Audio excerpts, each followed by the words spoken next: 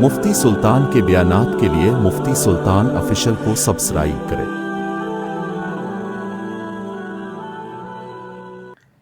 کہ آج جو ہمیں آئے دن خبریں ملتی ہے خصوصاً ملک ہندوستان میں اور اس سے بھی زیادہ خصوصاً اپنے مہاراشٹر کے صوبے میں کہ مسلمان لڑکیاں ارتداد کا شکار ہو رہی ہے، بہت زیادہ یہ خبریں سننے کو مل رہی ہے، تو اس کی کیا وجہ ہے، اس کا کیا حل ہے؟ مبصرین اور تجزیہ نگاروں نے جب اس مسئلے پر باریک بینی سے سوچا تو یہ بات کھل کر سامنے آئی کہ ارتداد کی 3 وجہ ہے۔ نمبر 1 فرصت، نمبر 2 جہالت، اور تیسری چیز ہے غربت۔ اگر آج ہم دیکھیں تو مسلمانوں کے اندر دوسری قوموں کے مقابلے میں یہ تینوں چیزیں زیادہ نظر آتی ہیں۔ فرصت بھی ہے، بیٹھے ہوئے ہیں نوجوان، لڑکیاں بھی آزادی کی زندگی گزار رہی ہے، غربت بھی ہے، اور اس کے علاوہ جہالت بھی ہے، دین کا صحیح علم نہیں ہے۔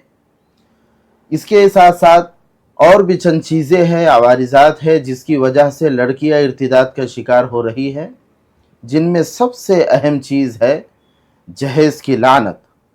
یہ جہیز کی لعنت کی وجہ سے دیکھ رہے ہیں کہ شادی کرنا اتنا مشکل ہو چکا ہے، لڑکیاں اپنی پسند کا جوڑا ڈھونڈ لیتی ہیں، اس لیے جہیز کی لعنت کو ختم کرنا پڑے گا۔ اسی طریقے سے بلا وجہ شادی میں تاخیر، یہ بھی ایک سبب ہے ارتداد کا۔ اسی طریقے سے اور بھی مخلوط تعلیم کہ ملا جلا ایسا ماحول بنا دیا جاتا ہے کہ لڑکی اور لڑکیاں ساتھ میں رہ رہے ہیں، جھجک ختم ہو جاتی ہے، نتیجہ یہ ہوتا ہے کہ کوئی ایک لڑکا اس کو پسند آتا ہے اور بعد میں وہ متفقہ طور پر ماں باپ کی مرضی کے خلاف گھر بسانے کے لیے تیار ہو جاتے ہیں۔ ہم لوگوں کی بدقسمتی یہ ہے کہ جب پانی سر سے اوپر ہوتا ہے تب ہم احتیاطی تدابیر اختیار کرتے ہیں۔ ہونا یہ چاہیے کہ ہم اس کے سد باب کے لیے ابھی سے کمر بستہ ہو جائے۔